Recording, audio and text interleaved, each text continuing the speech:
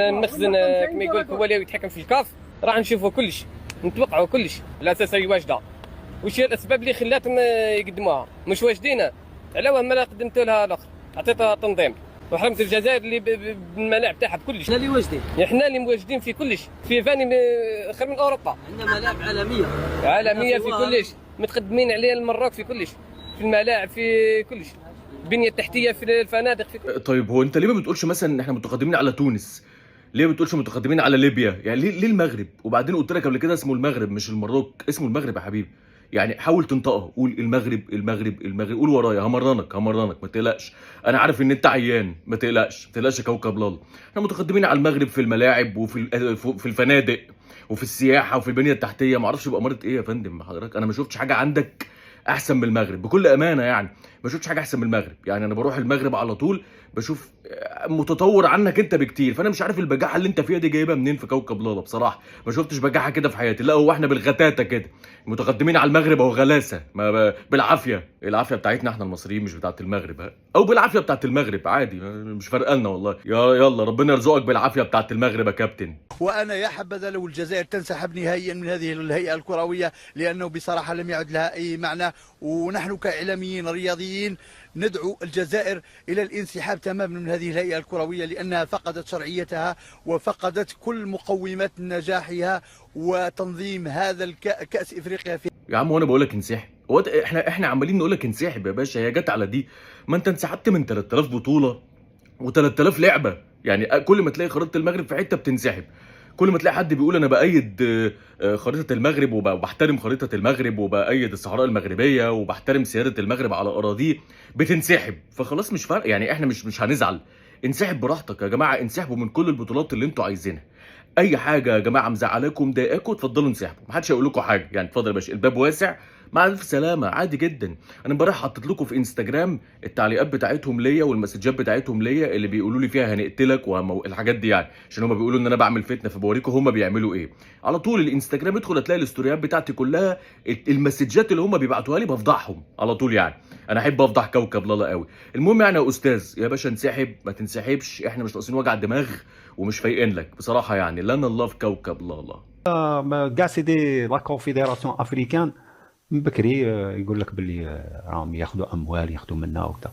ملي كانت في مصر، ملي كانت من بعد في الكامرون. دونك سي لا لوا دو بلو فور، لا لوا دو لا ريشيس. دونك هذا هو، ما كان حتى حاجه قانونيا رانا نشوفوها. ما كان حتى كيفاش دات لو ماروك داو لا كوب دافريك هذه، كيفاش داوها بار راح تقول لي بار لا لوا ولا كي بريزونطاسيون دي تيران. احنا عندنا دي تيران ثاني، عندنا تيران، عندنا بليزيور تيران داوها. ايه يا جماعه، يعني الموضوع هو دلوقتي مصر كمان دخلت في الموضوع. يعني هو بيقول لك ازاي قبل كده كانت في مصر؟ انت الكاف بياخد فلوس من ايام ما كانت البطوله منظمه في مصر. يعني هو الراجل ده قاعد في التلفزيون الجزائري بيتهمنا كلنا ان احنا مرتشين كلنا. يعني وبعدين قال لك انت فاكر المغرب خدت التنظيم ازاي؟ يعني خدته عشان الملاعب وكده؟ لا ابسوليوتلي، على راي اللمبي، لا مش بالملاعب ولا حاجه. ده احنا عندنا ملاعب. يعني ايه يا باشا؟ ما انت عندك ملاعب، ما جنوب افريقيا عندها ملاعب ونظمت كاس عالم. فيعني انت ليه حاشر نفسك في كل حاجه؟ يعني انا عايز افهم ليه حاشر نفسك في كل حاجه، واي حاجه انت ما بتاخدهاش يبقى غيرك بياخدها بالتلاعب بالفلوس. يعني الكلام اللي بيقوله ده مجمله معناه كده في المجمل انه حتى الكاف لما كان منظم بطوله افريقيا 2019 ولا 2017 والله ما فاكر في مصر، 2019 في مصر اللي هي الجزائر فازت بيها، ده كان برضو بالتلاعب. طب وبعدين؟ يعني احنا نعمل يعني احنا ننظم كل حاجه في الجزائر عشان حضرتك ترضى وترتاح وتريحنا، ولا ايه؟ مش عارف. عشان انت ترتاح وما تعملناش وجع دماغ وتفضل تقول احنا في تلاعب وسرقه وكولسه، ولا نعمل لك ايه؟ مش عارف بجد ايه. وبعدين البجاحه في انك تقول انا عندي كل حاجه احسن من المغرب. في ايه يا كابتن؟ يعني قول لي ثلاثه. انا مش عايز اقول لك ما تقوليش كل حاجه، قول لي 3 حاجات انت فيهم احسن من المغرب يا عم وانا هسمعك. انا عايز اسمعك، قول لي ايه.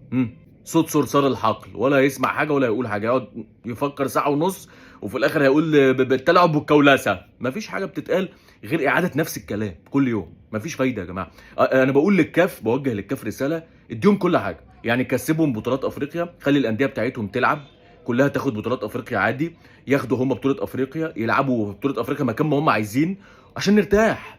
اصل مش معقوله كل حاجه بتحصل تلاعب وكولاسه، مش طبيعي. يعني اللي احنا شايفينه ده قدامنا مش بني ادمين طبيعيين، دول محتاجين علاج. افريقيا اصبحت ربما مثل دوره الروضان في الكويت مثلا، وكانها دوره كرويه، دوره لاراديوس مثلا وكانها اصبحت دوره احياء وليست دورة تضم أعتى وأقوى المنتخبات الإفريقية. دلوقتي هتبقى بطولة أفريقيا ضعيفة ومش قوية وبطولة تعبانة وأي كلام ومحدش ينفع ينظمها عشان متنظمة في المغرب، يبقى بقت بطولة ضعيفة ووحشة وتعبانة وما ينفعش ننظمها، محدش ينظمها، بطولة تعبانة ضعيفة. لكن لما خدوها كانت أقوى بطولة في العالم. ولو اتنظمت السنة، يعني لو كانت السنة دي اتنظمت في الجزائر كان قالك دي اقوى بطوله في العالم، ده مفيش زي ده، احسن من كاس العالم. خلاص احنا اتعودنا على كوكب لالا كده، اتعودنا ان ده السيستم بتاع كوكب لالا، ده الاسلوب بتاع كوكب لالا اللي عمره ما هيتغير. في نهايه الفيديو بشكركم شكرا جزيلا وتحياتي لكم جميعا، وانا كان بغيكم بالزاف. حفظ الله مصر وحفظ الله المغرب، وكالعاده لنا الله في كوكب لالا، واشوفكم قريب جدا جدا جدا في المملكه المغربيه. يلا هعملها لكم مفاجاه بقى. السلام عليكم.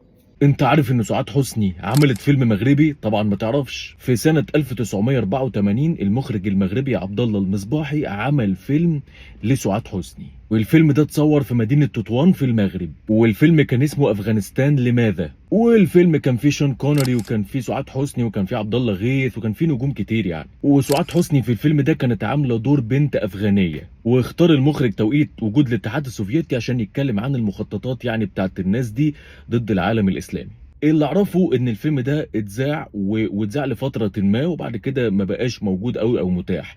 وفي اقاويل تانية بتقول انه الفيلم اتصور منه 70% بس، وكان في مشاهد للمعارك ما اتصورتش. يعني الاقوال متضاربه شويه في الموضوع ده، ولكن الفيلم كان انا وجهه نظري انه هيحقق نجاح كبير جدا، لانه اول فيلم مغربي وبمخرج مغربي ومتصور في المغرب لسعاد حسني. انت بقى شفت الفيلم ده ولا لا، او سمعت عنه ولا لا؟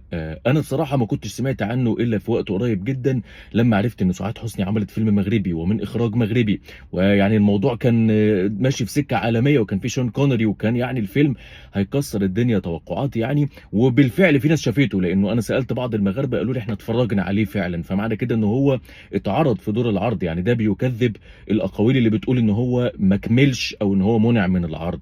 يعني دي المعلومات اللي عندي. انت بقى شوف وكنت تعرف ان سعاد حسني عملت فيلم مغربي ولا ما كنتش تعرف؟